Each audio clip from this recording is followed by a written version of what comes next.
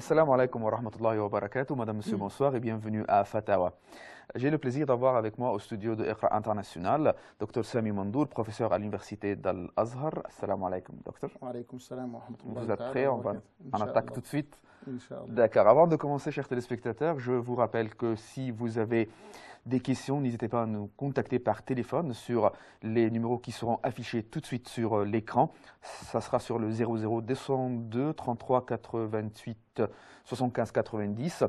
L'autre numéro est le 00 202 33 88 75 91, soit par mail fatawa@iqra.com, facebook.com/iqrafrench et enfin Twitter @iqra-tv-france. L'autre fois, nous avons commencé à parler de la zakat. On a fait la définition et on a parlé un peu de la zakat. Aujourd'hui, nous allons continuer ensemble ce thème, la zakat en islam. Nous allons parler de deux choses principales. Les principes sur lesquels se base l'économie en islam concernant la zakat en général et en particulier. Et aussi, nous allons parler des catégories bénéficiaires de la zakat. Alors, on commence tout de suite, docteur Sami, alors, par le principe sur lequel se base l'économie en islam concernant la zakat. Bismillahir Rahmanir Rahim. Alhamdulillahi Rabbil Alamin. Wa salatu wa salamu ala khayril khalqi ajma'in. Sayyidina Muhammadin wa ala alihi wa sahbihi ajma'in. Thumma amma ba'd. Assalamu alaikum wa rahmatullahi ta'ala wa barakatuh. C'est un sujet très important puisque l'économie, ça fait partie intégrante de l'islam en général, puisque nous parlons toujours de l'islam en tant que mode de vie, est une religion qui englobe toutes les activités de la vie, y compris les activités économiques. Et en même temps, si on essaie de gérer une activité économique dans la société, donc cette activité économique ne doit jamais se passer de certains principes, c'est-à-dire elle doit être basée sur certains principes. En général, nous avons parlé d'un seul principe l'autre fois. On a parlé de ce qu'on appelle tawhid et gérance, c'est-à-dire si on parle d'Allah subhanahu wa ta'ala, on croit à Allah subhanahu wa ta'ala. Donc, le point de départ de toute chose dans la vie des musulmans, c'est d'abord croire en Allah subhanahu wa ta'ala. Si on croit en Allah subhanahu wa ta'ala, donc cette croyance va nous mener à gérer nos affaires dans la vie de la manière qu'Allah subhanahu wa ta'ala nous a ordonné de suivre. Donc en croyant que tout ce que nous avons, tout ce que nous possédons appartient essentiellement, c'est à la propriété d'Allah et ce n'est pas à la propriété de nous. Deuxième chose, donc là on a déjà plus ou moins expliqué. Deuxième chose, là ça n'empêche que l'islam reconnaît ce qu'on appelle la propriété individuelle. Donc là maintenant, Allah subhanahu wa ta'ala vous a accordé des biens, vous a accordé quelque chose, maintenant vous possédez de l'argent, maintenant vous possédez un appartement, maintenant, c'est-à-dire vous êtes maintenant mandataire, vous êtes successeur, vous êtes vicaire d'Allah subhanahu wa ta'ala sur la terre. Et donc, comment gérer les biens sur la terre? Donc là, vous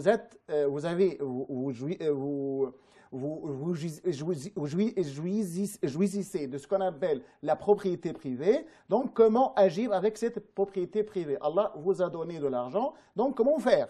Et donc, là, si vous êtes riche, vous avez assez de l'argent, donc vous devez rendre de l'argent, vous devez donner de l'argent aux autres qui sont essentiellement dans le besoin. Ensuite, troisièmement, les pauvres. Donc là, ça réalise ce qu'on appelle la solidarité dans la société et l'égalité dans la société, la justice dans la société, l'équité dans la société.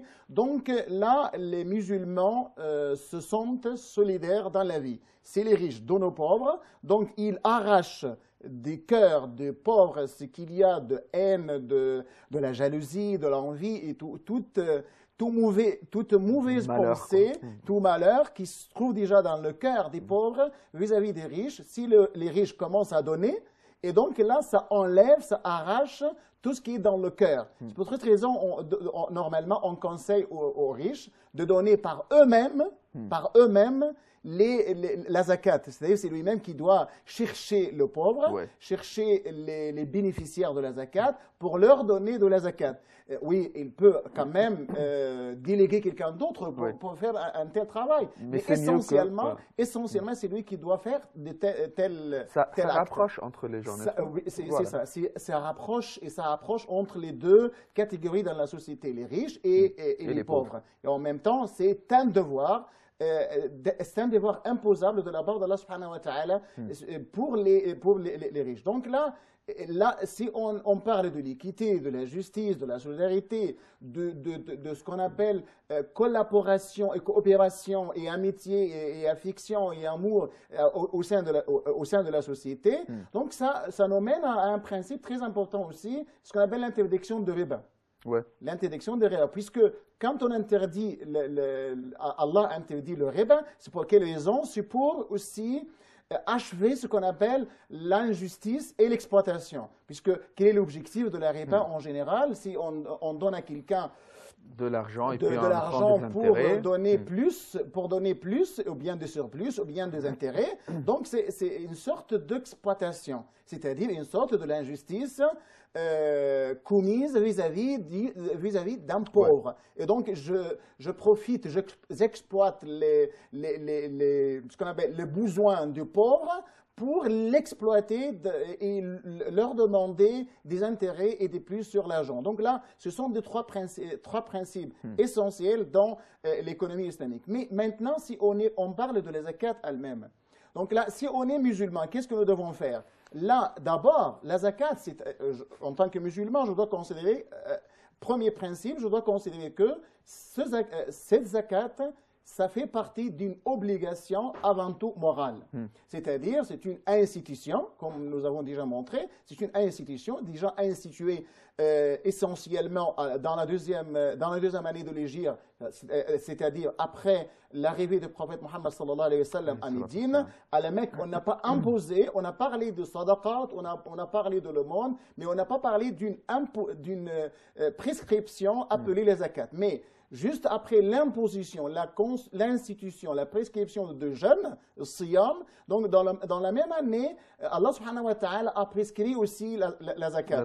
Voilà. Et donc là, c'est une prescription, c'est une morale, ça fait partie de la morale, ça fait partie de la foi, ça fait partie de l'islam, ça fait partie comme nous avons déjà montré, de la construction de l'islam. Deuxièmement, nous, en tant que musulmans, même dans l'économie islamique en général, il faut suivre ce qu'on appelle la juste mesure et le juste milieu quand même.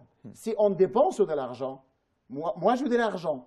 Et donc quand je pense de l'argent, je dois avoir ce qu'on appelle juste milieu. وَالَّذِينَ إِذَا أَنفَقُوا لَمْ يُسْرِفُوا وَلَمْ يَقْتُرُوا وَكَانَ بَيْنَ ذَلِكَ قَوَامًا. Ni gaspillage, ni quand même, comme on dit, fermer les mains sur le cou. ولا تجعل يدك مغلولة إلى عنقك, fermer les mains sur le cou. ولا تبسطها كل البسط, dépenser avec un gaspillage, parce que si vous avez fait ainsi, vous allez sentir de ce qu'on appelle ce qu'on appelle lassitude, de tourment, vous allez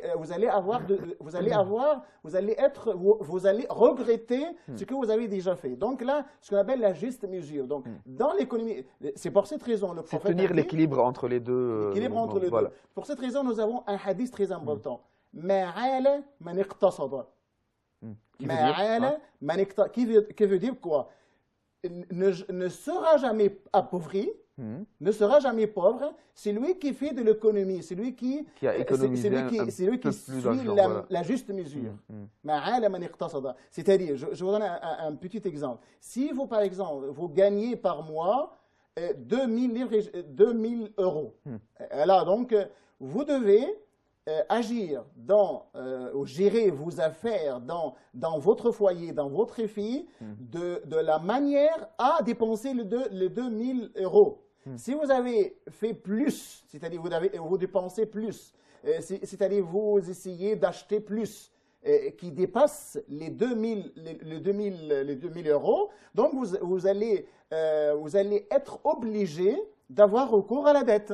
Et donc, Oui. dans ce cas, vous allez être appauvri, puisque avoir recours toujours à la dette, donc vous allez chercher à quoi, comment, par quoi vous allez s'acquitter vous allez vous acquitter de ces Donc, il dettes. faut savoir comment se débrouiller avec la somme qu'on a.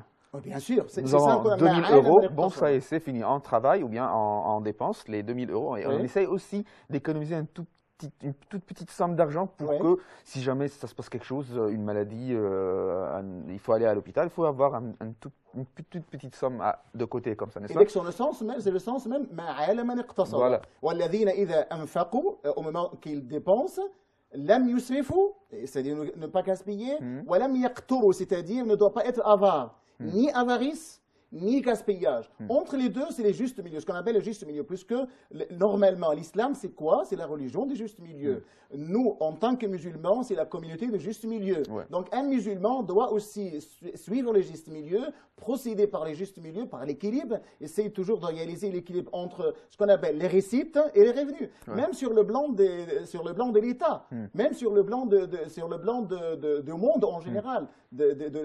Si vous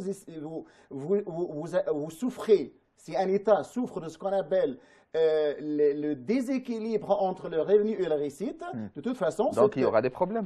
il y aura des problèmes. Ok. Ce pays doit avoir recours aux dettes et donc il y aura beaucoup de problèmes. Donc, à ça partir s'applique de sur ça. la personne elle-même et même le pays lui-même. C'est ça, Ou bien la société. l'économie Voilà. du pays en Voilà. général. Vous avez, là, dans un pays, on doit faire ce qu'on appelle budget, d'après le trésor public. Et donc, dans le budget, vous devez avoir cet équilibre entre les revenus et les récites. S'il n'y a pas cet équilibre, on doit souffrir ce qu'on appelle déficit budgétaire. Le déficit Le budgétaire, déficit voilà. budgétaire. Donc là, ça fait beaucoup de problèmes de l'inflation, ça fait Ouais. beaucoup de problèmes dans le pays. Donc là, on parle de l'aspect moral, Ouais. l'aspect obligatoire de la zakat, et on considère que ça fait partie de la foi, ça fait partie de la croyance, ça fait partie de l'islam, ça fait partie de la religion. Deuxième chose, c'est ce qu'on appelle la juste mesure, et enfin, on doit quand même lutter contre ce qu'on appelle terrorisation, c'est-à-dire l'ictinèse il-même. Oui. Il ne faut pas terroriser Terroriser l'argent, voilà. terroriser l'argent parce que ça Ictinèse, mène voilà. à des problèmes à l'intérieur de la société. D'accord. Permettez-nous de prendre cet appel téléphonique Oui. et puis on va continuer ensemble. Nous avons Fatima de France. Assalamu alaikum. Oui, allô, salam alaikum. Alaykoum salam. Voilà, s'il vous plaît, j'ai une question à poser. Je suis mariée, divorcée, j'ai 6 enfants. Oui. Et bon, je mets le foulard, mais j'ai mon ex-mari, de temps en temps, il vient, il me ramène du cours, il vient voir les enfants parce que j'ai encore 2 enfants qui sont mineurs. Donc, j'ai ma voisine, elle me dit, écoutez, quand vous êtes divorcé, vous n'avez pas le droit de le faire entrer, j'ai pas le droit de le voir. Je voulais savoir, est-ce que c'est halal ou haram? Mais il n'y a rien entre moi et lui, uniquement qui sont des enfants. Hein. Pour voir Mon les Dieu, enfants donc, je suis seulement, n'est-ce pas? divorcée, donc il n'a pas le droit. Pardon? Pour voir les enfants seulement, n'est-ce pas? Oui, pour bien voir les enfants, il ramène des courses, des choses qui manquent à la maison. Les enfants, il lui dit voilà, il nous manque ça, il nous manque ça. Et il vient, donc il monte, et dans les courses, il discute avec moi, qu'est-ce qui se passe pour les enfants, l'école, s'il manque quelque chose, voilà, mais il n'y a rien d'autre. Mais je reste avec mon foulard, donc voilà. D'accord. Vous avez une Je question? voulais savoir si c'est halal ou haram. Pardon? D'accord, ok, D'accord. c'est bon. Tout de suite la réponse, tout de suite. Merci beaucoup. À vous, je vous en prie. Merci. Je vous en prie, au revoir. Vous voulez qu'on réponde tout de suite ou Oui, bien on répond tout de suite. Et là, nous sommes devant une famille qui souffre, bien sûr, puisque normalement, il y a une séparation, il y a un divorce entre le mari et la femme. Et donc là, il y a déjà des enfants. Ouais. Et donc maintenant, les enfants sont à la garde sont toujours à la De garde l'épouse. Voilà. de l'épouse. Donc là, les enfants s'installent chez la mère. Ouais. Le père a droit de voir ses enfants, de rendre visite À ses à enfants. ses enfants, de voir les affaires des enfants, c'est-à-dire donner de l'argent, c'est-à-dire Dépenser, guider même voilà. les enfants, c'est-à-dire donner une certaine formation, donner une certaine éducation. Donc nous avons toujours besoin de ce qu'on appelle une collaboration, une coopération entre l'ex-épouse et l'ex-mari, c'est-à-dire le père et mère, même s'ils sont divorcés. Mais là, il y a un principe. C'est maintenant, le principe est que le mari, l'ex-mari et l'ex-épouse, c'est-à-dire le père et mère maintenant, sont des étrangers, sont devenus des étrangers. Et donc, interdit de s'isoler ensemble dans un appartement, dans une chambre, ou ainsi de suite. Mais je pense, là, dans ce cas, vous avez les enfants. Elle parle, je pense, de plusieurs enfants. 2 enfants. 2 enfants. Et donc, s'il vient en présence des enfants, c'est-à-dire, il peut venir, mais en présence des mahrams, en présence de quelqu'un d'autre, en présence d'une femme musulmane en qui il y a de la confiance, en présence de ses enfants. Même si ces enfants sont petits, même s'ils sont 3, petits, 4 ans par exemple, même 5 s'ils sont ans. petits, mais là, s'ils sont trop petits, il vaut mieux avoir un mahram ou bien une femme musulmane en qui il y a de la confiance, c'est-à-dire on doit éviter ce qu'on appelle l'isolement de 2 personnes dans le même lieu. Et l'ex-épouse doit garder son foulard, al-hijab? Bien sûr. Là, on a dit le principe, les 2 sont étrangers. Ils sont étrangers, C'est étrangers. Donc là, elle doit traiter son ex-mari comme un homme étranger. Oui, elle est le père des enfants, mais quand même, elle est devenue un étranger. Donc, elle doit suivre tous les enseignements d'Allah, toutes les obligations concernant son attitude ou bien sa conduite s'il y a un étranger qui est sur place. Elle doit porter son foulard, elle ne doit pas jamais faire paraître leurs atours devant l'ex-mari. Et ainsi, dans ces conditions, si on respecte ces conditions, je pense aucun problème. Quand même, c'est important, c'est obligatoire que le père rende visite à ses enfants pour être au courant de leur vie, de leurs activités dans la vie, leur de leur formation, de leur éducation et tout ça. Mais en essayant toujours de respecter les enseignements de l'islam en ce qui concerne les relations de la femme avec un homme étranger. D'accord. OK. On retourne de nouveau à notre sujet, la zakat. La dernière chose que vous avez dit, il ne faut pas consommer beaucoup d'argent comme trésor à la maison. Il faut on parle, oui, comme trésor, on parle de ce qu'on appelle thérosisation, c'est-à-dire iktinaz il-mal. C'est pas épargne. Quand on dit, il faut faire la différence entre les deux. Thésauriser et épargner. Épargner, c'est-à-dire, par exemple, je touche 2000 euros par mois. Je prends une donc somme. J'essaie de mettre à côté une certaine somme pour le besoin, pour les conditions urgentes, s'il y en a quelque chose comme ça. Et donc là, mais théorisation de l'argent, c'est-à-dire c'est quelqu'un qui est avare, et pour empêcher de donner cet argent aux nécessiteux, à ceux qui sont dans le besoin. Bien les pauvres, voilà. Là, parce que le verset dit وَالَّذِينَ يَكْنِزُونَ الذَّهَبَ وَالْفِضَّةَ. Donc, ils terrorisent l'argent et l'or. Mais le verset continue وَلَا يُنْفِقُونَهَا فِي سَبِيلِ اللَّهِ. Donc là, la justification que donne le verset وَلَا يُنْفِقُونَهَا فِي سَبِيلِ اللَّهِ, c'est-à-dire ils ne dépensent pas ces argents pour ne pas dépenser ces argents dans le chemin d'Allah subhanahu wa ta'ala et dans les intérêts des musulmans en général. Donc là, cet acte-là, c'est blâmable en islam, puisque c'est quand même, là, c'est blâmé dans le verset coranique, c'est interdit même, parce que ça mène quand même à l'enfer. D'accord. Nous avons avec nous un appel téléphonique. On prend Naïma de France. Allô? Oui, assalamu alaikum. Wa alaykoum assalam. Voilà, alors en fait, j'ai 2 questions à poser. Oui. Alors, la première question, c'est, voilà, une femme voudrait se marier en fait avec un homme musulman.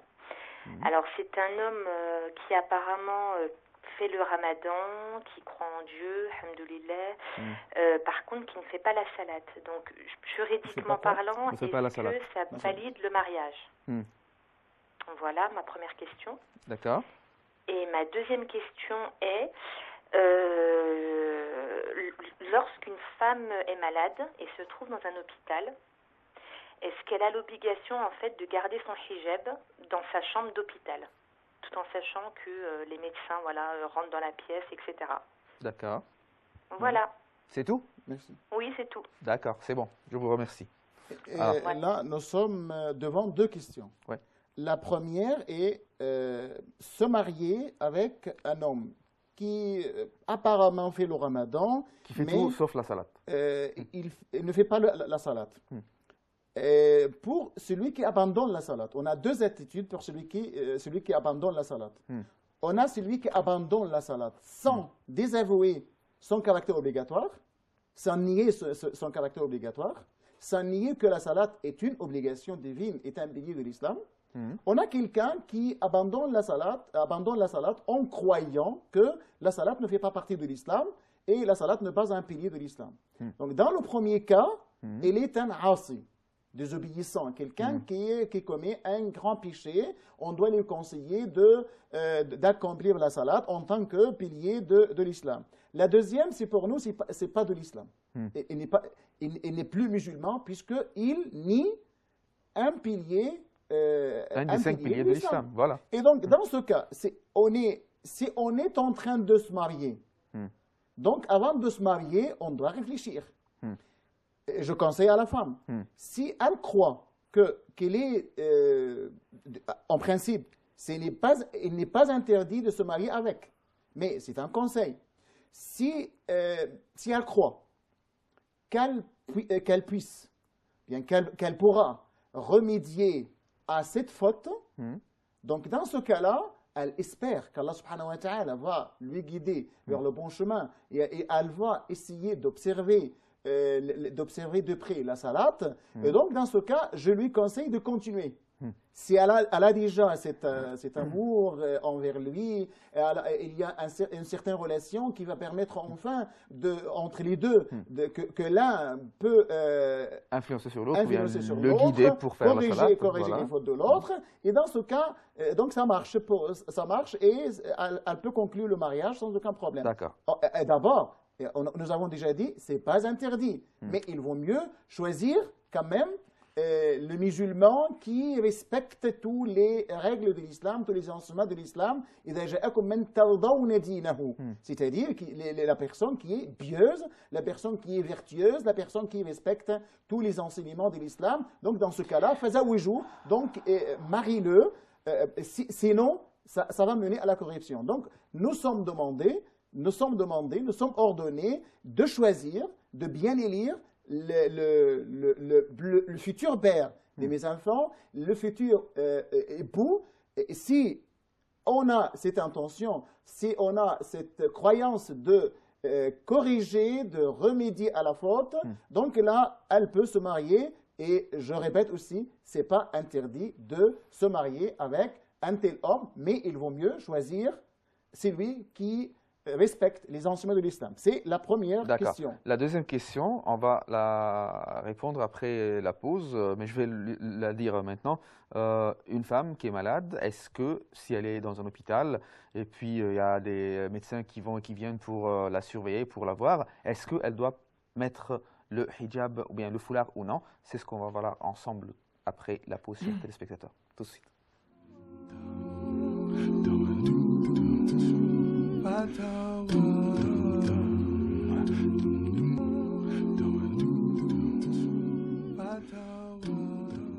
Bienvenue de nouveau, chers téléspectateurs. Nous sommes avec vous en direct des studios de Iqra International et nous avons reçu plusieurs questions. Et puis, avant la pause, la question était une femme malade qui est à l'hôpital, si elle est dans sa chambre, et puis il y a les médecins qui vont et qui viennent pour la surveiller, pour la voir, pour voir comment elle va. Alors, est-ce qu'elle doit porter le foulard ou non? Et il faut dire aussi que la personne malade, si elle est malade, elle dort sur le lit et elle perd conscience. Est-ce que son mari ou bien sa mère doit lui mettre le foulard s'il y a quelqu'un qui entre aussi? Alors, la réponse? Oui, de toute façon, le principe est que, comme le dit le hadith, Ya Asma, إذا بلغت المرأة المحيض فلا يحل أن يرى منها إلا هذا وذاك. وأشار إلى وجهه وكفيه. C'est-à-dire, le prophète s'adresse à Asma, puisque Asma était encore petite, maintenant elle atteint l'âge de la majorité. Donc le prophète lui conseille, si on est arrivé à l'âge de la majorité, donc dans ce cas-là, il est illicite de montrer, de découvrir, c'est-à-dire vous devez couvrir tout le corps, sauf les deux choses, le main et le visage. Les mains et le visage. Et le Coran le dit, قل للمؤمنات يغضضن من أبصارهن ويحفظن فروجهن ولا يبدين زينتهن إلا ما ظهر منها. Donc dit aux croyantes de baisser leur regard et de montrer de leurs atouts que celui qui peut apparaître, comme il y a beaucoup de musulmans qui disent, c'est les mains et le visage. Donc c'est le principe au général. Donc le voile, c'est une obligation. Et si dans des cas d'urgence ou bien dans la nécessité, on peut quelquefois enlever, mais normalement, dans notre cas ici, dans le cas de la question, si on est dans la chambre à l'hôpital, et il y a des médecins qui sont étrangers à la femme, qui entrent dans la chambre, dans ce cas-là, la femme doit porter son foulard. Si vous avez dit, si elle a perdu conscience par exemple, donc normalement il y a un compagnon de la femme, donc c'est au compagnon de la femme d'essayer de couvrir les parties, la nudité de la femme, ou bien de le faire porter le voile. Donc c'est tout simplement. Et si aussi la femme reste une longue période, disons un mois, est-ce qu'elle doit porter le foulard 24/24? Mais normalement, c'est pas dans les 24 heures, sur les 24 heures, qu'il y a des hommes dans la chambre, ou bien qu'il y a des médecins qui viennent mais les médecins, rendre visite. Ils peuvent rendre visite n'importe quand. Mais normalement, la coutume, la politesse, le principe de la bienséance dit quoi? Quand on entre dans une chambre, on doit frapper. Oui, bien sûr. Donc, s'il y a quelqu'un qui frappe, donc là, on doit s'apprêter, on doit se préparer à porter notre voile avant qu'un homme qui est étranger y entre. Même si elle a plus de 60 ans? Là, c'est autre chose. C'est autre chose. Si on parle des femmes vieilles, des femmes âgées, elle peut alléger un peu de leur parure, pas de leur voile. Là, c'est le plus important. والقواعد والنساء اللاتي لا يرجون نكاحا فليس عليهن جناح أن يضعن ثيابهن غير متبرجات بزينة. Oui, elle peut alléger le vêtement, mais quand même, elle ne doit pas faire ça de manière à montrer, à faire paraître leur parure. Là, il y a toujours des conditions. Mais de toute façon, si on parle d'un cas particulier, on est dans un hôpital, dans une chambre. Normalement, si quelqu'un veut entrer, il doit frapper. Donc là, si on a entendu la voix d'un homme, qui est étranger, bien sûr, donc on doit, dans ce cas-là, porter notre voile. D'accord. Je passe à une autre question qu'on a reçue par email. Alors, de Mamagoum Boukoum. Je suis un jeune musulman, mon père boit de l'alcool et me demande de l'acheter. Est-ce que je dois lui obéir? Oui, c'est une question très importante aussi qui concerne les relations entre fils-parents. Là, avant de répondre à la question, vous devez quand même montrer les principes islamiques à ce propos. Le principe islamique 1, il faut obéir aux parents. Oui. C'est généralement, donc c'est la règle générale. Nous, en tant que fils, nous devons obéir aux parents. Obéir aux parents, c'est-à-dire être bienfaisant, ça fait partie de ce qu'on appelle bienfaisance, puisque le Coran a dit وَقَضَى رَبُّكَ أَلَّا تَعْبُدُوا إِلَّا إِيَّاهُ وَبِالْوَالِدَيْنِ إِحْسَانًا. Donc là, vous avez reconnaître l'unicité d'Allah subhanahu wa ta'ala, n'adorer qu'Allah subhanahu wa ta'ala, c'est un. Deuxième chose, après cette prescription divine, c'est c'est-à-dire soyez bienfaisants, ayant de la bienfaisance envers père et mère. Donc là, c'est le principe. Vous avez deux versets dans le Coran, trois versets même. Dans la sourate Al-Ahqaf, dans la sourate Luqman. Donc là, vous avez deux versets. Et que Allah subhanahu wa ta'ala nous avons recommandé aux enfants, aux fils, d'être bienfaisants à l'égard de père et mère. Donc là, c'est le Et principe. obéissant aussi. Obéissant. Donc c'est le principe. Le prophète sallallahu alayhi wa sallam le dit aussi dans plusieurs hadiths. Donc c'est le principe. Il y a un autre principe aussi. Dans un hadith rapporté par Ahmed aussi, par l'imam Ahmed. Le hadith en arabe c'est La ta'ata li makhlouqin fi ma'siyat al-khaliq, rapporté par Imran ibn Hussein aussi. Donc c'est un hadith La ta'ata li makhlouqin fi ma'siyat al-khaliq, oui, c'est mon père, c'est ma mère. Mais Allah a dit Wa in jahadaka ala an la tushrika bi على أن تشرك بي ما ليس لك به علم وإن جاهداك على أن تشرك بي ما ليس لك به علم فلا تطعهما. C'est-à-dire, si vos pères et mères essayent et faire de leur mieux pour te pousser à faire quelque chose qui est contre l'islam, qui est contre la religion, et même pour associer à Allah une autre divinité. Dans ce cas, qu'est-ce que vous devez faire? Vous ne devez pas obéir à vos pères et mères, puisque c'est contre l'islam. Donc là, dans ce cas-là, le principe islamique, la ta'ata li makhlouqin fi ma'siyat al-khaliq. Mais, quand même, vous ne devez pas être agressif. Vous ne devez pas être grossier ou grossière à l'égard de votre père qui vous demande de faire ça. Surtout, c'est les musulmans. C'est les musulmans, qu'est-ce que vous devez faire? Avec la douceur, et avec la simplicité, et avec la tendresse, et avec toute bonté, et tout amour, et toute amitié, et toute affection, et tout respect, et toute vénération, tu essaies de conseiller ton père, tu essaies de lui montrer que ça fait partie des grands péchés, ça fait partie des péchés capitaux. Une question se pose ici. Est-ce que le père va accepter que son fils lui donne un conseil? Mais j'ai donné toujours je dois me préparer pour conseiller. C'est-à-dire, je dois montrer de respect, de la vénération, de l'amour, de la tendresse, de tout ça. Je suis tout à fait d'accord avec ça. Et mais est-ce que le père va accepter? Si on a essayé, on doit essayer plusieurs fois de lui donner des conseils, puisque c'est mon père. J'ai peur pour mon père, mon père et ma mère. Et donc, je dois faire de mon mieux ce qu'on appelle mujahada. Là, le Coran dit « Wa in jahadaka ». Wa in jahadaka. S'ils font de leur mieux pour te pousser à faire un acte blâmable, un acte interdit, donc vous ne devez pas faire. Mais est-ce que, dans ce cas-là, vous devez être agressif, vous devez les abandonner, vous devez les éviter? Non, le Coran a dit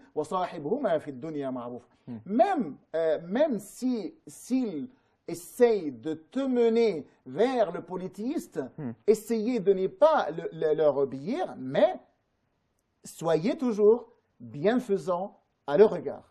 C'est la beauté même de l'islam. Oui, voilà, j'allais dire ça. Essayez toujours d'être à côté d'eux, même s'ils t'ordonne, s'il te demande de faire des actes blâmables. Et donc, dans notre cas, dans ce cas-là, c'est à la fille de ne pas obéir, dans ce cas, au père, mais elle essaie toujours de conseiller, de la façon qu'on a déjà expliqué, son père, que ça fait partie de péché, ça fait partie des péchés capitaux, et donc il vaut mieux quitter parce que là, ça peut vous mener à désobéir à Allah subhanahu wa ta'ala et ça doit être la perte pour vous. Là, donc, c'est ud'a ila sabili rabbika bil hikmati wal maw'izati al hasanati wa jadilhum billati hi ahsan.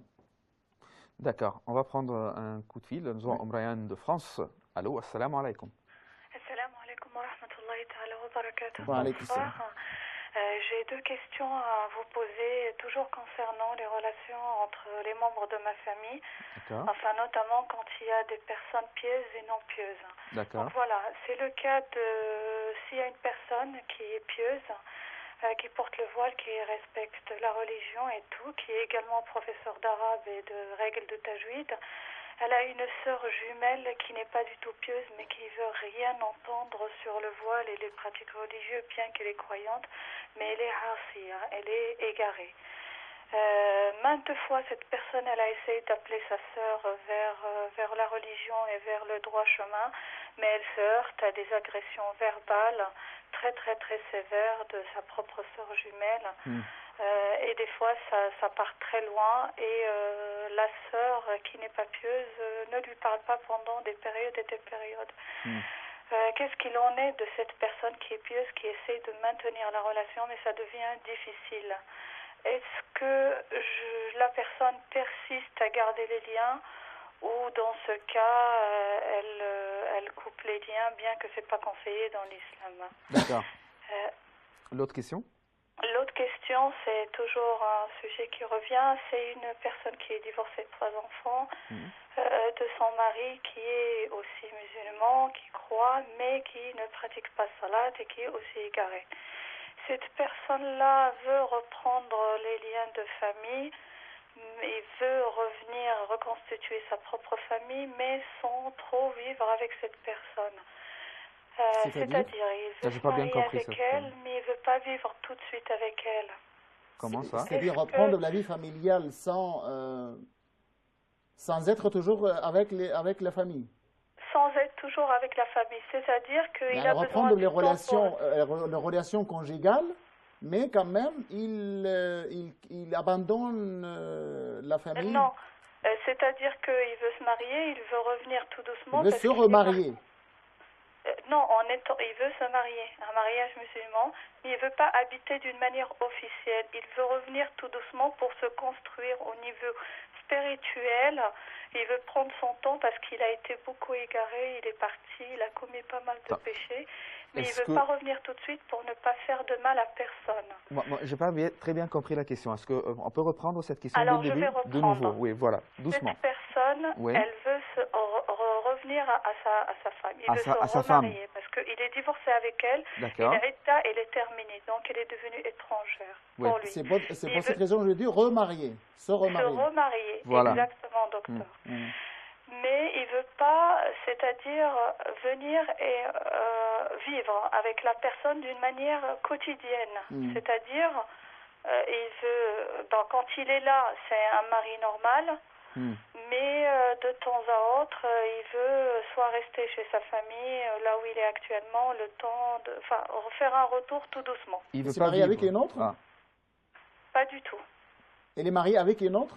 Non, pas du tout. Il n'est pas marié avec. Il veut rester avec sa famille, son père, sa mère dans Exactement, et ses sœurs. Mais comme il veut être aussi près de ses enfants, cette personne a refusé qu'il rentre et qu'il sort comme ça sans qu'il soit marié.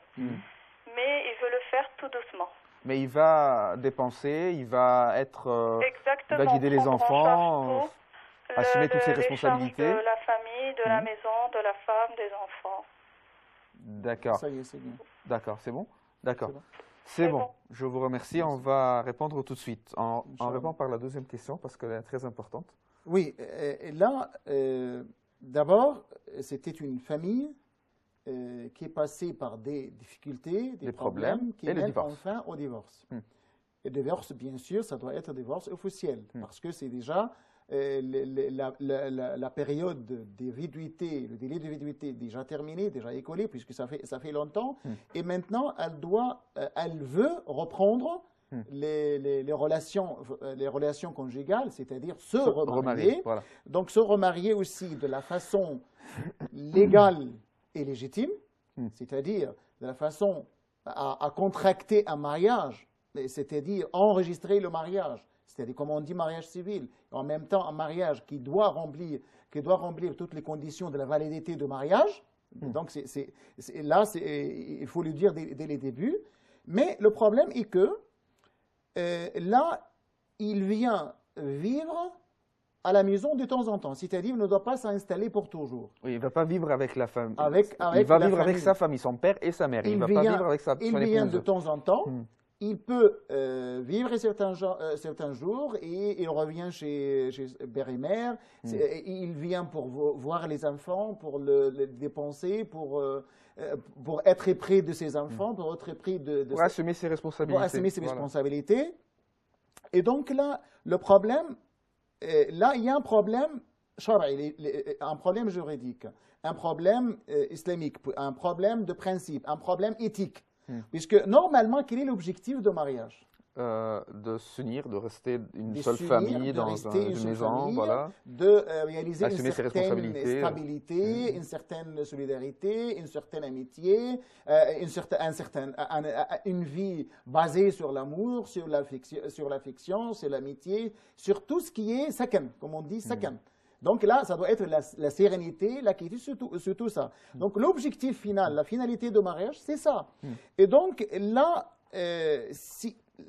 la décision, ce n'est pas une décision shara'i, ce n'est pas une décision juridique ou bien jurisprudentielle, puisque quand même, si la femme accepte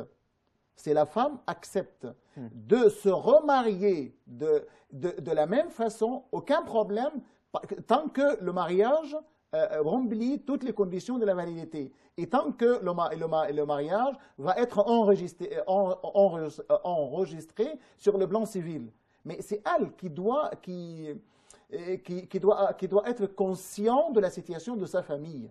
Est-ce que la présence du père, qui va être de nouveau un mari, est très important pour la famille, de point de vue éducation, de point de vue formation, de point de vue vie familiale. Et donc là, s'il est marié, il peut facilement pénétrer dans la maison, puisque c'est son mari à elle. Et de même façon, elle doit consommer les relations, et ils doivent avoir ensemble des relations intimes. Donc si le mariage est consommé, si le mariage essaye, là, peut-être, je le sens quand même, ça peut être un pas pour rétablir la vie familiale normale, la vie de la famille. Peut-être que ça doit être un pas, mais aucun inconvénient de point de vue juridique qui interdit un tel mariage si elle a rempli les conditions de la validité du mariage, si elle va être enregistrée sur le plan civil pour avoir toute l'illégalité d'un mariage pareil. Je voudrais revenir de nouveau à cette question, mais j'ai avec moi Saïda de France. On va prendre sa question et revenir de nouveau parce que j'ai plein de choses à vous demander ici. Oui, Saïda, assalamu alaikum. Oui, assalamu alaikum wa rahmatullahi wa barakatuh. Alors voilà, j'ai deux questions. Oui. Alors, ma première question, c'est face à la divergence. Parce que c'est vrai que, alhamdoulilah, j'essaie vraiment d'étudier énormément ma religion. Et en fait, j'ai l'impression d'être de plus en plus perdue donc face à la divergence. Et j'aurais voulu avoir un conseil... Oui. J'aurais voulu avoir un conseil du pchir, en fait. Oui.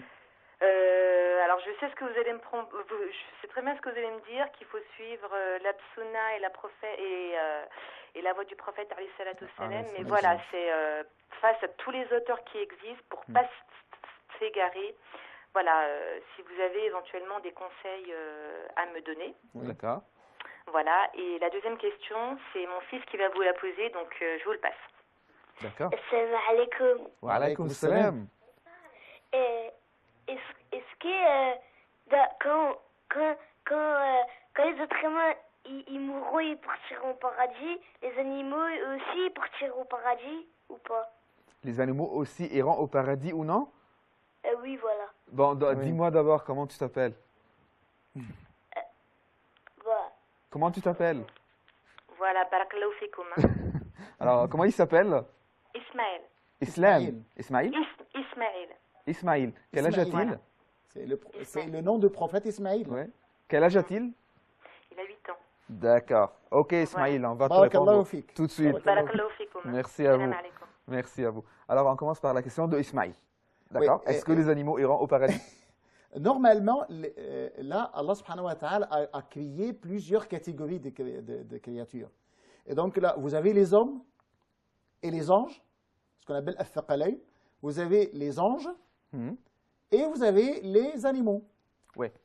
Et donc là, nous, en tant qu'êtres humains, c'est-à-dire les djinns et les hommes, les êtres humains et les djinns, sont des responsables, c'est-à-dire sont mukallafin, ce sont des majeurs. C'est-à-dire, ils assument la responsabilité. Comme le dit le Coran, « Inna aradna al-amanata ala as-samawati wal-ardi wal-jibali fa-abayna an yahmilnaha wa ashfaqna minha wa hamalaha al-insan » C'est l'homme qui accepte de respecter, d'assumer la responsabilité de taklif. C'est-à-dire, Allah a montré les deux chemins. Si l'homme, bien le djinn bien sûr, a suivi le bon chemin, ou bien va suivre le bon chemin, il ira au paradis. S'il suit le mauvais chemin, il ira à l'enfer. Il a le droit, il a quand même le droit de se repentir, mais juste même au moment de la mort, c'est le point final. Donc au moment de la mort, il ne peut jamais se repentir. Donc tout au long de sa vie, il peut se repentir. Et là, donc, là, c'est les hommes. Donc les hommes ont leur sort soit au paradis, soit aux enfers. Les hommes et les djinns, parce que ce sont les deux, ce sont mukallafin. Pour les malaïka, les anges, ils ne sont pas des mukallafin, c'est-à-dire ce sont des êtres qui obéissent toujours à Allah subhanahu wa ta'ala. Et donc leur destin, c'est toujours, ils sont là pour obéir à Allah subhanahu wa ta'ala. Donc là, on ne parle pas de paradis, on ne parle pas de l'enfer, mais on a des anges qui sont responsables de paradis, on a des anges qui sont responsables de l'enfer. Mais pour les animaux, est-ce que nous disons, là, le paradis, c'est pas pour le paradis ou l'enfer, c'est pour les mukallafin. Parce que normalement, la punition et la récompense. Mais pour les animaux, ni punition, ni récompense. Mais la question qui se pose, pour être simple, où ils vont aller. Pour être simple, ce n'est pas la question où vont-ils aller. La question est que si un animal fait tort à un autre animal, là, donc c'est-à-dire comment punir un animal qui a fait tort à un autre animal. Donc là, c'est ce que dit le prophète sallallahu alayhi wa sallam, il y aura ce qu'on appelle al-qasas, c'est-à-dire là, il y a le droit de talion, au jour du jugement dernier, Allah subhanahu wa ta'ala fera venir les deux animaux, celui qui a fait tort, celui qui a subi, et là, celui qui a subi le mal va prendre son droit, et là, les deux, maintenant, sont égales, c'est-à-dire il y a match nul, comme on dit, comme on dit dans la vie. Et là, ils doivent revenir, c'est-à-dire il n'y aura ce qu'on appelle ni paradis, ni enfer pour les animaux. Alors j'espère que Ismaïl, tu ni paradis, as ni bien enfer, su que les animaux ne vont pas mais quand même, ni au paradis, il y aura ce qu'on appelle égalité. Il y aura le qasas. Et le qasas, le droit de talion, comme on dit. Voilà. Alors, nous allons prendre une petite pause et puis revenir pour parler et pour répondre aussi à plusieurs questions et surtout la question de Saïda de France et aussi de Omrayan de France. Tout de suite, à pause.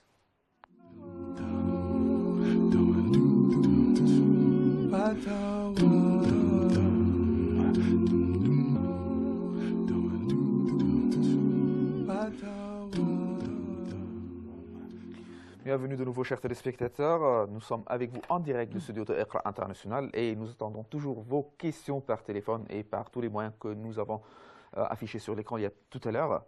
Et puis, nous avions 2-3 questions à compléter. Alors, la question de Saïd de France, l'autre question, alors, était la divergence des fuqaha.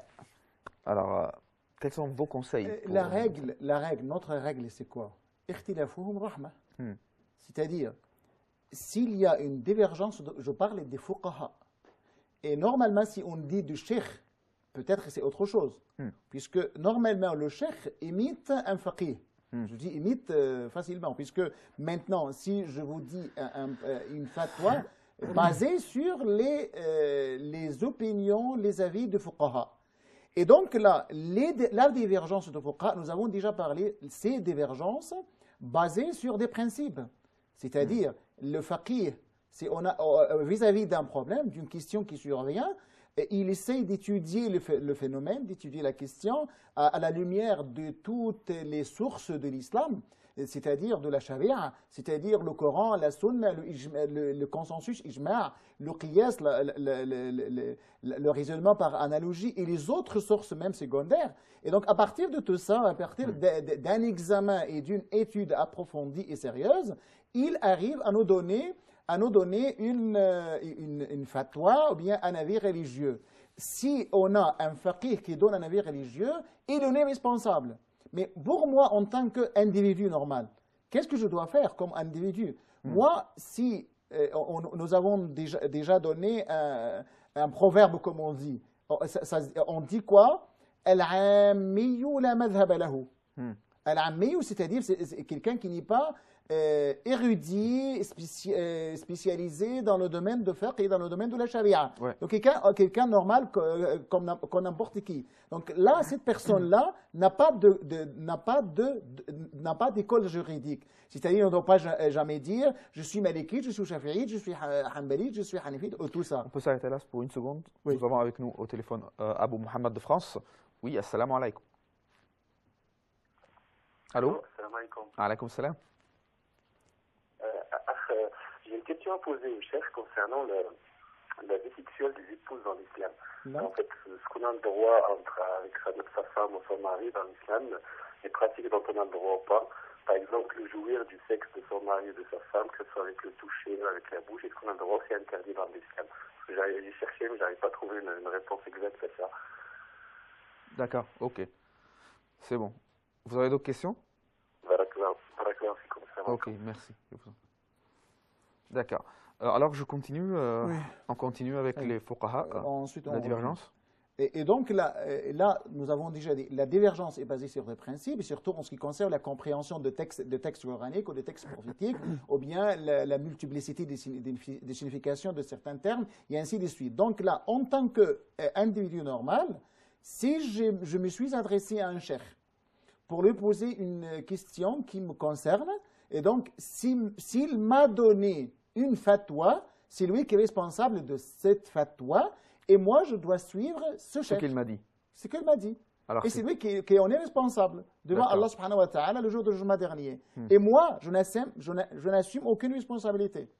Surtout si ce cheikh, il y a une certaine confiance en ce cheikh, il est reconnu par sa science, son expérience et son expérience dans la vie même. Donc, il est quelqu'un en qui il y a de la confiance. Donc, dans ce cas, on doit respecter ce qu'il dit.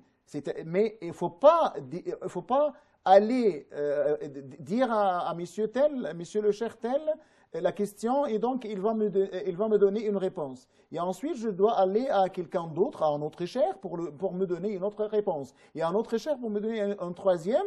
Et là, comme ça, j'essaie de choisir entre trois. Entre trois. Non, c'est pas comme ça.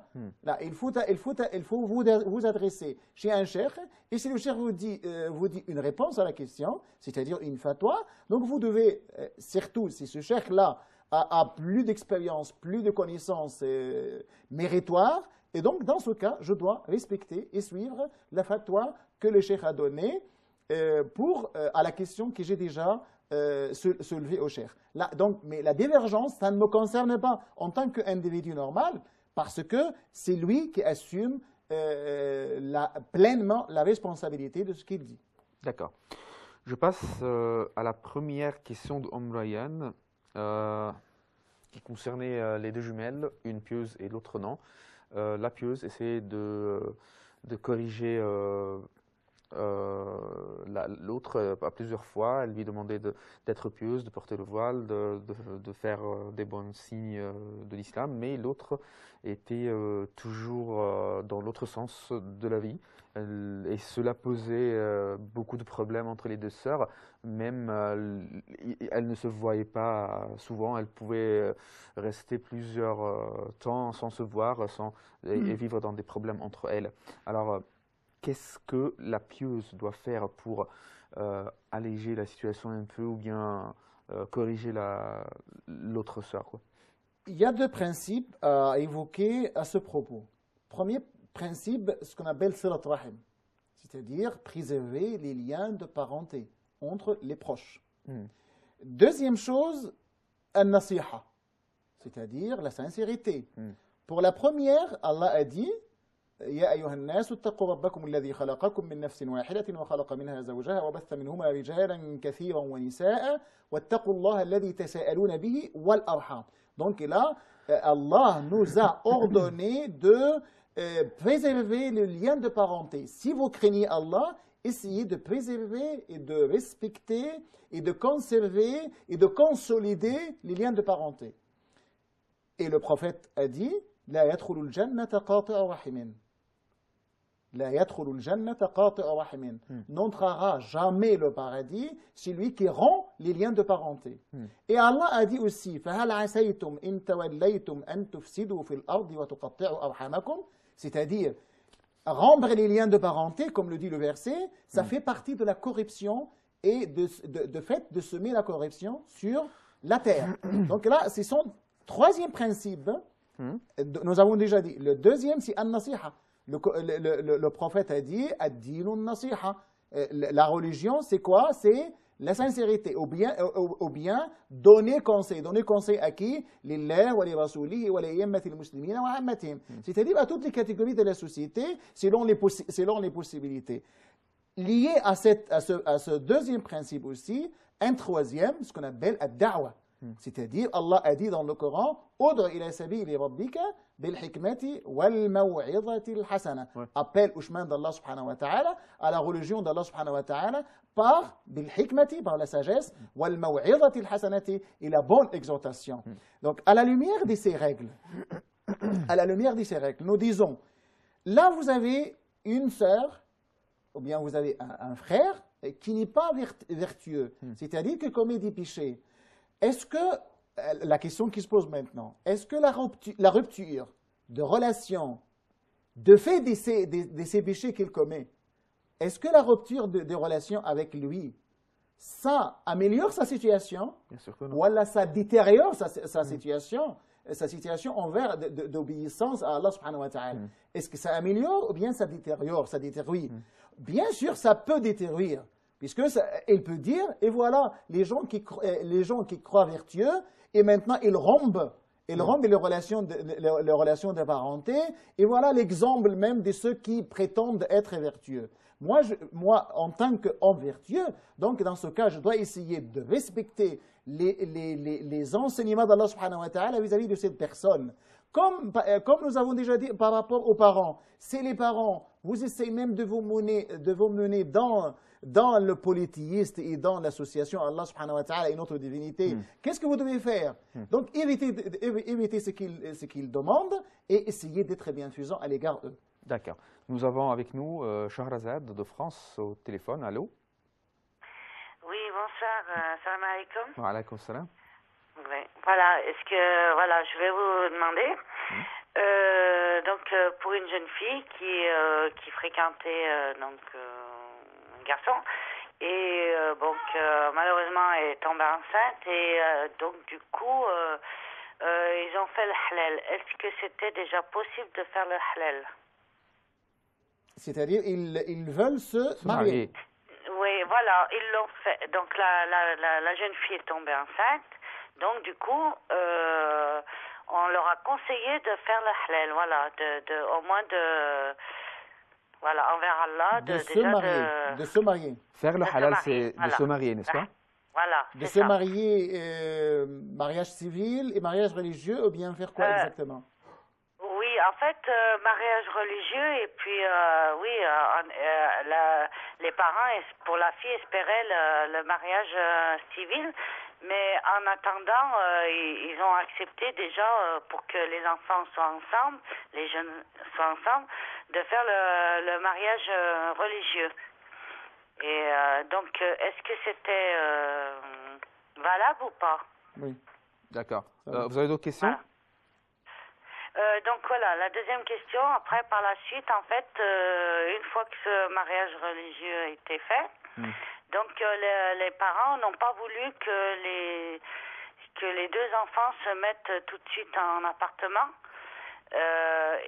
Donc on dit à leur garçon d'abord finir son BTS cette année-là et de trouver du travail après le BTS c'est une sorte d'étude, voilà. N'est-ce pas? Comment? Ce sont des études, ces études. Ouais. C'est quoi le BTS? Ouais.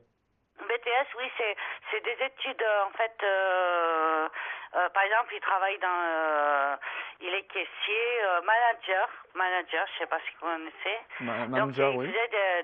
Voilà, pour avoir ce diplôme dans le management. Donc c'est un diplôme dans le management, voilà. Ok. Donc voilà, et du coup, pendant un an, donc du coup, il a laissé la fille, puisque les parents n'ont pas voulu... que le garçon se mette tout de suite avec la fille. Et puis, donc maintenant, ça fait un an. Et ce garçon-là, donc le petit est né.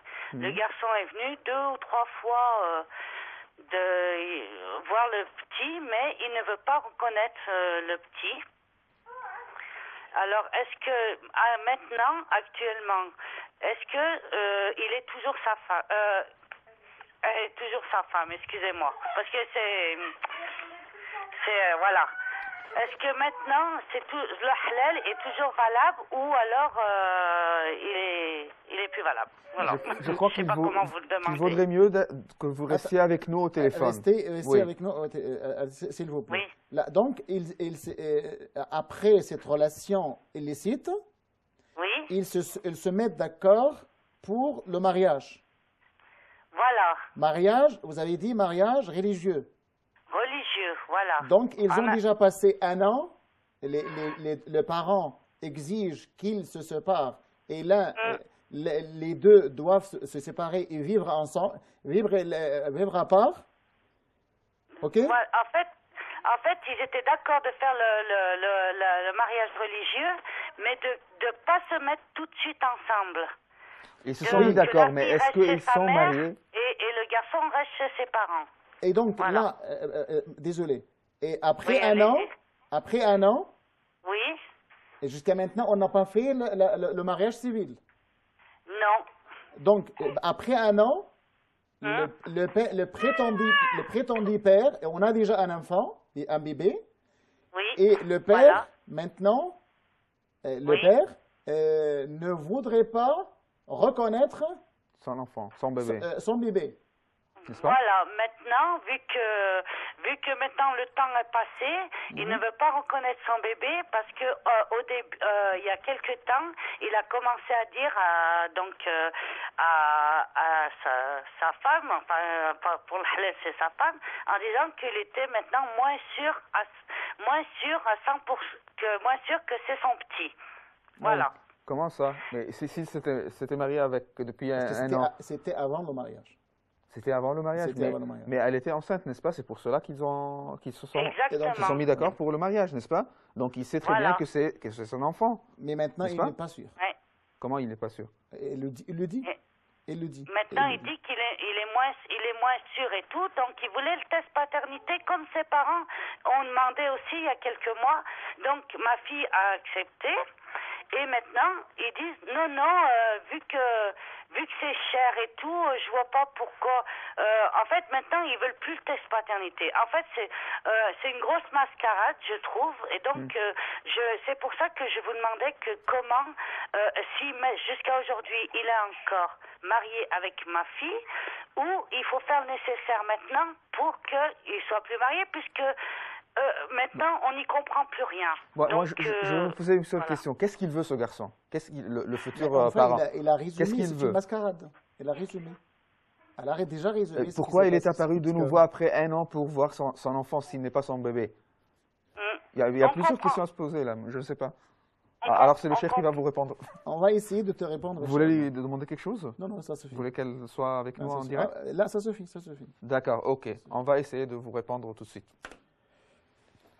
D'abord, avant de répondre à la question, on revient à notre réponse. On revient à notre réponse de relation entre les deux jumelles. Les deux jumelles. Donc là, on a dit les principes. Donc on conseille à la sœur vertueuse de garder toujours lien avec sa sœur. Oui, essaye toujours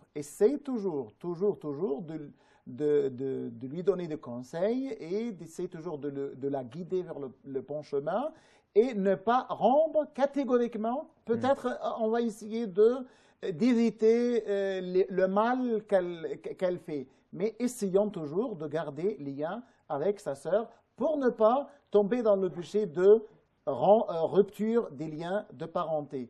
Et là, nous avons dit le hadith, « La yadkhulul jannata qati'u rahimin » et il vaut mieux lier les relations, lier et relier les relations, même si les autres rompent ces relations. D'accord.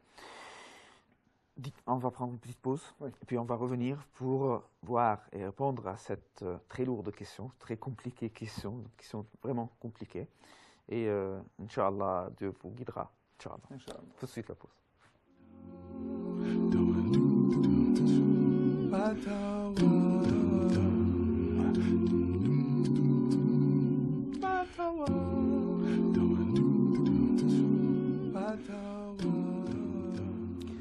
Bienvenue de nouveau, chers téléspectateurs. Et voilà, c'est déjà la dernière partie de notre émission de Fatawa.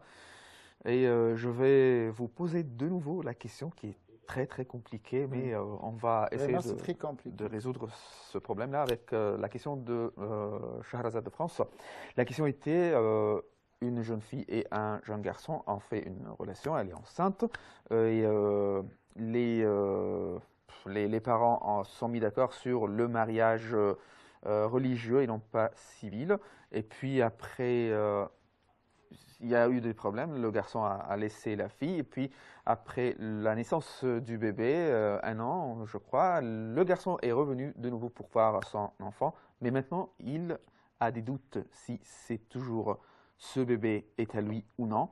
Ils ont demandé de faire des tests de parenté, mais ils ont dit que c'était très cher. Bon, ils ne vont pas faire ces tests-là.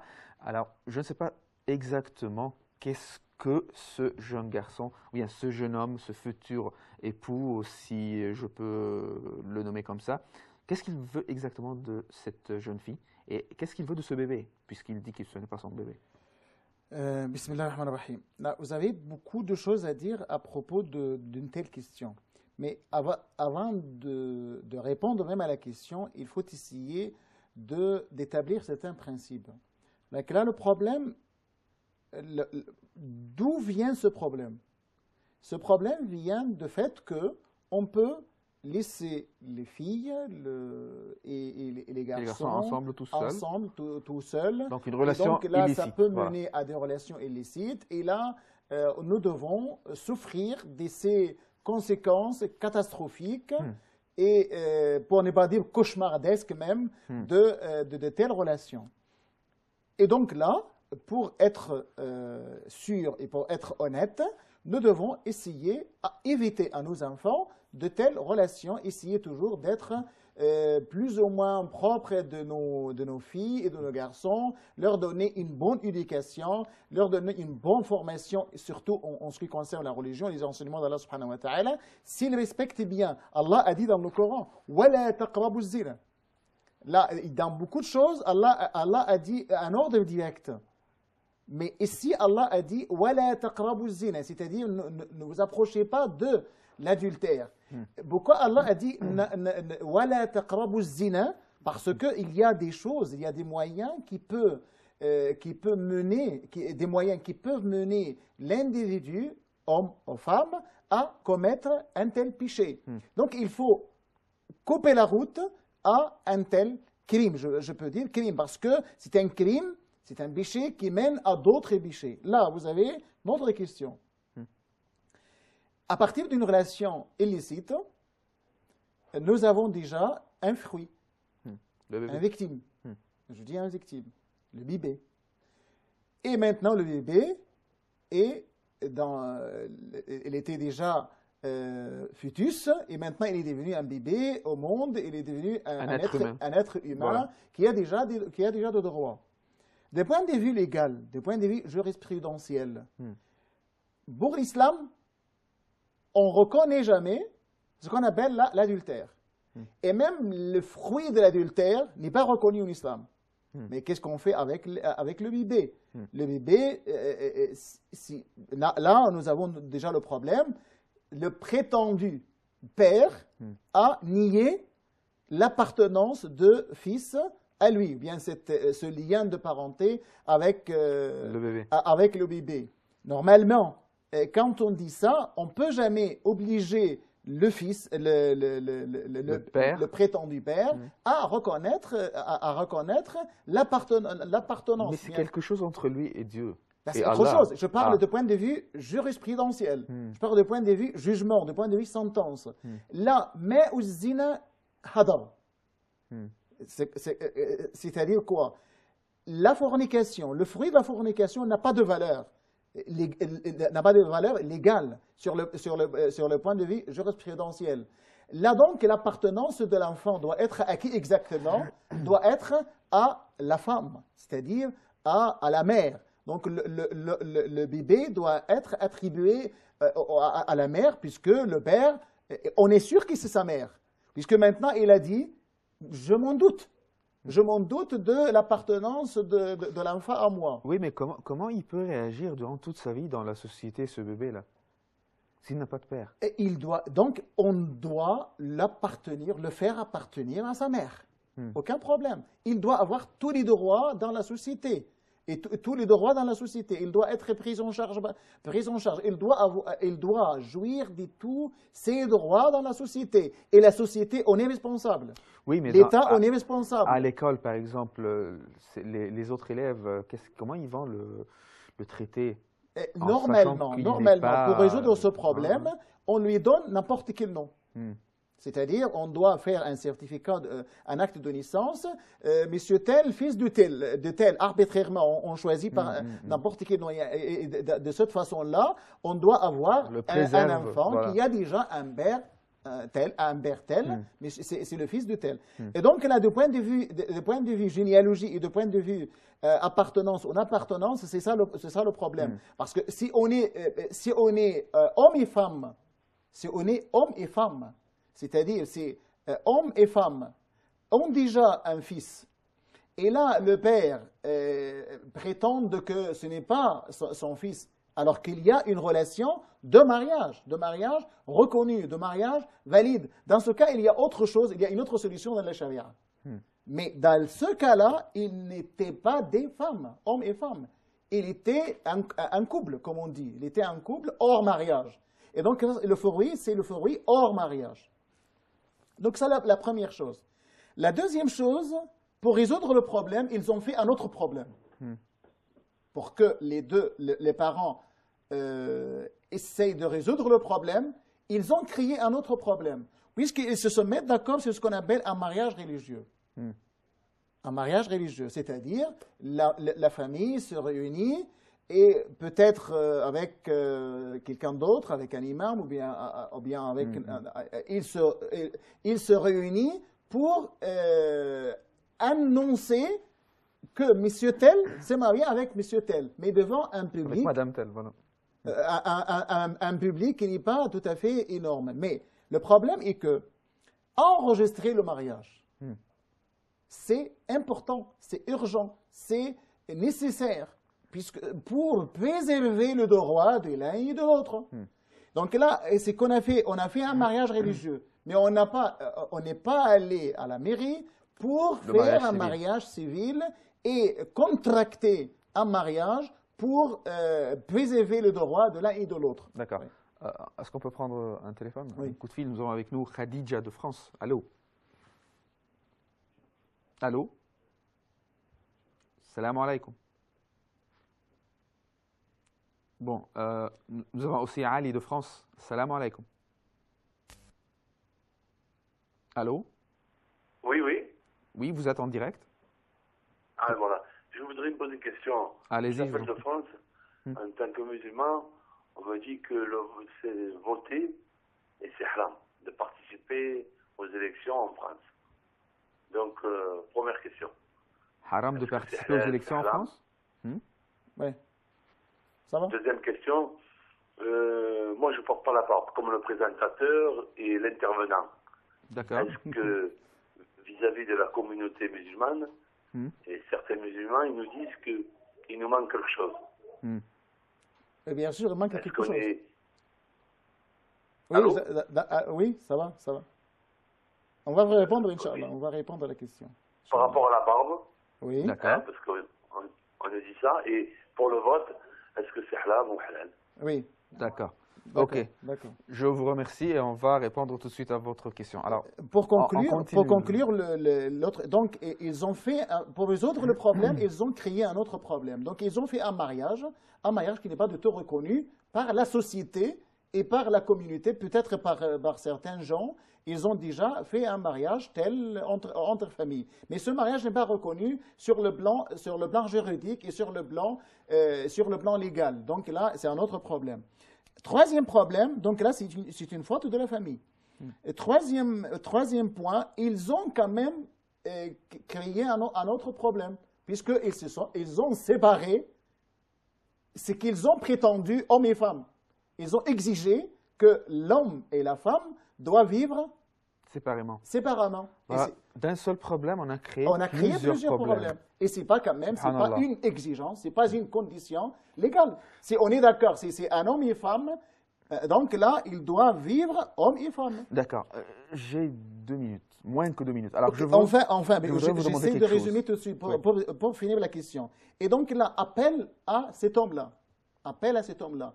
Essayez d'éveiller la conscience, essayez de rétablir Oui, conscience. donnez-lui quelques conseils, s'il vous plaît. Essayez d'être un bon musulman, essayez de vous arrêter un peu et méditer votre situation et rappeler Allah subhanahu wa ta'ala et craindre Allah subhanahu wa ta'ala et essayez de rappeler toute votre vie et sache bien que la vie est éphémère et que vous allez rencontrer Allah subhanahu wa ta'ala et il va vous allez donner compte et vous allez rendre compte de tout ça devant Allah subhanahu wa ta'ala. Si essayez de résoudre ces solutions, ces problèmes avec la famille, essayez d'être ensemble, tous les membres de la famille doivent se réunir pour essayer de chercher une solution, mais vous devez procéder légalement et légitimement et essayer de trouver une solution juridique, légale et légitime. D'accord, j'espère que le... Et là, vous parlez de... on essaye dans 2 mots, voter. Vous êtes citoyen dans un pays. Ah, l'autre question de donc Ali. vous devez Voilà. remplir vos droits, votre obligation de citoyenneté. Là, bien sûr, il y a des divergences de point de vue, mais moi, j'opte pour la participation dans les élections d'après les fatwas, même du Conseil européen. Un musulman, un citoyen positif, constructif, doit participer, doit voter et doit essayer de choisir celui qui peut donner plus d'intérêt et plus d'utilité à la communauté musulmane. Bon. Enfin, la barbe, on a dit, il y a 2 points de vue. L'un qui opte pour la traditionnelle, l'un qui opte pour obligation. Okay. Et là, peut-être, on va en parler plus tard. Voilà, donc je remercie mon invité, Dr Sami Mandour, professeur à l'Université d'Al-Azhar. Je vous remercie infiniment pour votre présence. Mesdames, Mesdemoiselles, Messieurs, chers téléspectateurs, je vous donne rendez-vous la prochaine fois. Assalamu alaikum wa rahmatullahi wa